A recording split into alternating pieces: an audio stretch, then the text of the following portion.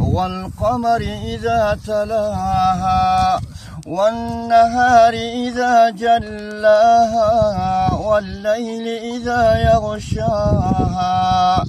والسماء وما بناها والأرض وما طحاها ونفس وما سواها فألحمها فجورها وتقواها قد أفلح من زكاها وقد خاب من دساها كذبت ثمود بطغواها إذ انبعث أشقاها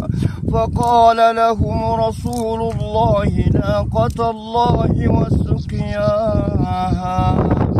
فكذبوه فعقروها فدمدم عليهم ربهم بذنبهم فسواها ولا يخاف عقباها صدق الله